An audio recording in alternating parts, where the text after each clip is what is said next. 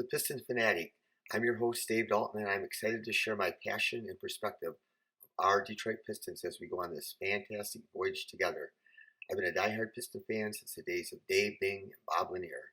I've also been a high school basketball coach of a very successful program in northern Michigan for many years. Recently, my daughter and I have been coaching one of the best AAU teams in the country. All I have to say today is Detroit basketball.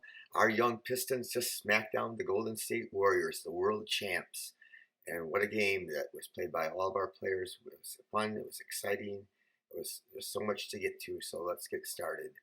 Saddiq Bey, he was incredible. He scored 28 points, 9 for 17, 4 for 9 on threes. But I will tell you, the 2 threes he hit about the 3.5-minute mark were huge. He hit back-to-back threes when Golden State was making a little run at us, and the game was still in doubt. He hit those 2 big threes, and that just, completely, in my opinion, just locked the game up. I also want to make sure that you know that he was a plus 20, which was the best on the team. I know I've mentioned that most of the games that we lost, he's had the most minus points on the team, but he was just incredible tonight. He also had 3 assists, which is rare for him. So that was a big night for Saddiq, and it's a joy to watch him play tonight. Beef Stew was huge, man. He 24 points, a career high, 6 for 10 from the floor, 2 for 5 on threes, and he had 13 boards. So he was awesome tonight, and he just really came in and battled, played tough. Bogey, he was 21 points. He took only 8 shots. 21 points, 8 shots. So, I still think if I were him, I'd have to feel like, give me the ball a little bit more. 8 shots is just very small, but he was 3 for 6 on threes, which has just continued. He's shot 50% or better all year on threes.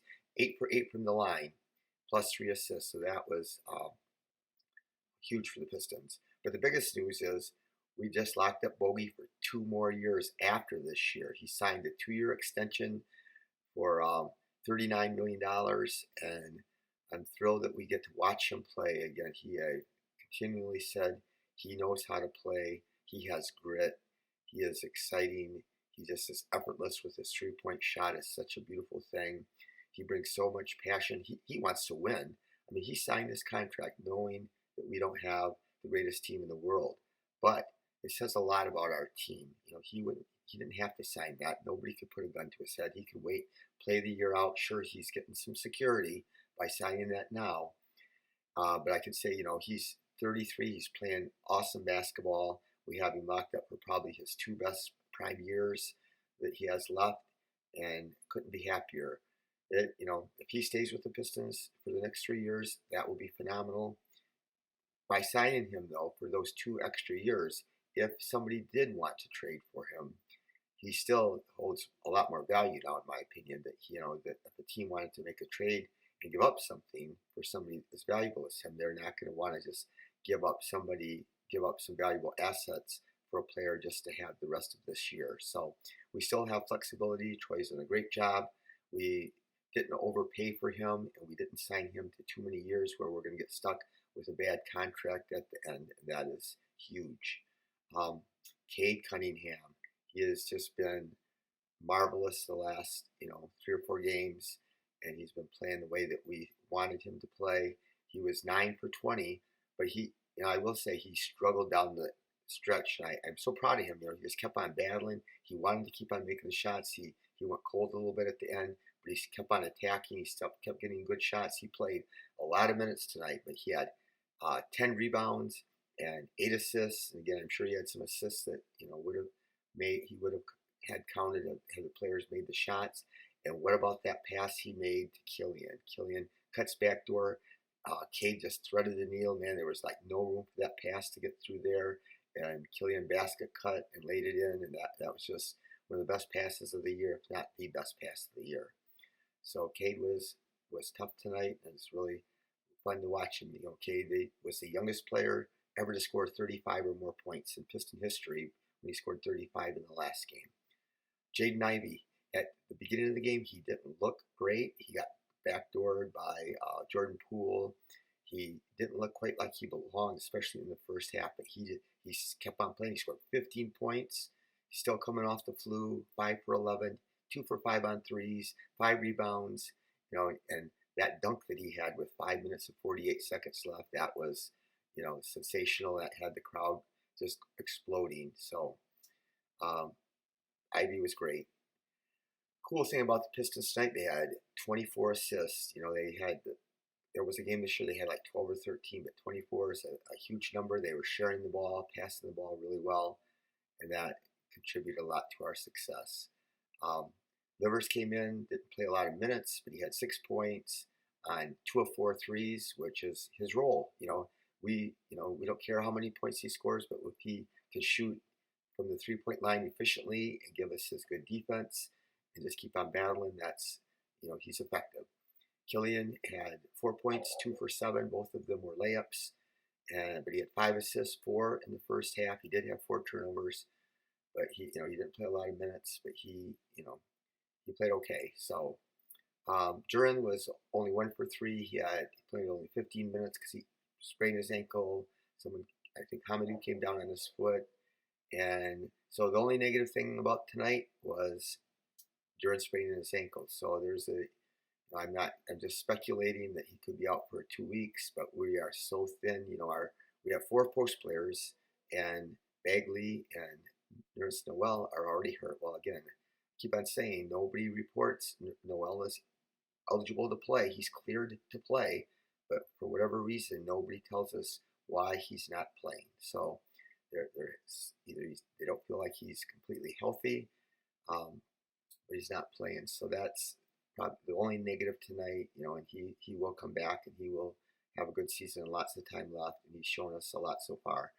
The challenge is, though, we got to go play Milwaukee tomorrow night, and a second game of a back-to-back, and so that's going to be hard because we already are at a size disadvantage. Giannis is huge and so athletic. Lopez is 7-footer that can shoot threes and pound you inside, and all we got is our little beef stew. Even though he's a battler, he's undersized, and so we'll see what happens. But I wouldn't be surprised if maybe Noel does play some, and hopefully he does. So we got beat by a little bit points in the paint again by about 10 points, but we still scored a lot of points. And another big thing that happened tonight, for the first time out of 26 quarters we played, this was the first time in the second quarter we held a team to under 20. Usually in most games, teams always score over 100 in a game, most NBA teams, but they usually one quarter at least you hold them down. So another positive thing is we were consistent. We scored high 20s or 30 points in every quarter. We were very consistent on our offense, and that was really cool. They were playing without Clay. It was their second game of back-to-back, which is not easy. They've been struggling. I think they're 3-4 now. But Jordan Poole is still playing, and he is a baller. Had 30 points. Stephen Curry's one of the greatest players in NBA history. In his prime, he scored 32, and we still got the win. So that was a great thing. But big Achilles heel for us been all years. We've been getting outscored so badly by the bench. So tonight, our bench got outscored badly. They scored 11 points. Only, I'm sure that's got to be the season low. 11 points. Well, the reason I've been trying to lobby for us to stagger our players so that we had always some good scorers in the game at all times, because that's why we sub 5 out all the time, 5 subs in, and our 5 bench players with our injuries really hurt us. And tonight, Coach Casey played our starters just huge minutes. 34 minutes for Sadiq, 34 minutes for Beef Stew, I think.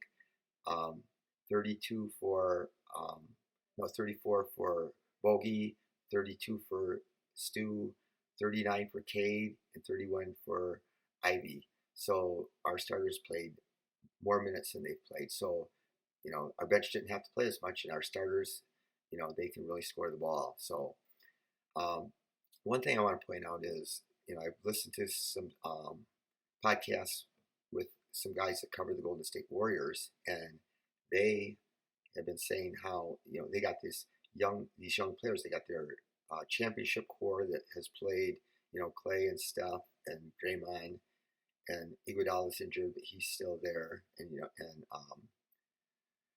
oh, their big guy. I'm skipping on his brain, my mind right now. Wow, what is Looney? Looney. So Looney's still there. So those guys were all parts of their championship team's core for all these years, but they have brought in a bunch of really talented young players, high draft picks, but their people are saying, the people that cover them daily said, it's just a struggle because young players just don't play great on defense. Well, that's where we've struggled the most this year is on defense, and does make sense that when you're younger, you don't know, how to recover, when to help, how to get to help quicker, how to take away penetration. So I think that as our young players grow, we'll do better. And we had a great game tonight. We did give up quite a few points, but we locked them down in the third quarter. In the second quarter, and then the first part of the third was really exciting. They went on a big run and cut. We had a 19-point lead, and they cut it down to 9 or less, but we responded, and so that was huge. Like I said, those two big threes that Sadiq hit were just got the lead back for us and stopped their momentum and really turned the game around. So, really cool at the end of the game. One of the greatest ambassadors for Detroit sports is our boy Jalen Rose. He is just a Piston fanatic, a Detroit fanatic. He was at the Lions game today, and he's on national TV all the time. He's on ESPN, and he has the Jalen and Jacoby show, but he never hides his passion and love for our Detroit Pistons, all our Detroit teams, but especially the Pistons. So he was at courtside at the end of the game with his hands up in the air, getting the crowd to cheer louder, and it was just a great night for our Pistons. I think there's going to be ups and downs. I said, I think in our prior broadcasts that we are capable of beating everybody, just like last year we beat the Celtics when they were playing great, and there'll be more games like that. I think we'll still have some losses. I think we'll have some winning streaks, some losing streaks. I think it's going to just be like that a lot of the year, but tonight was special. Tonight showed us and gave us, a sign of what hope there is to come.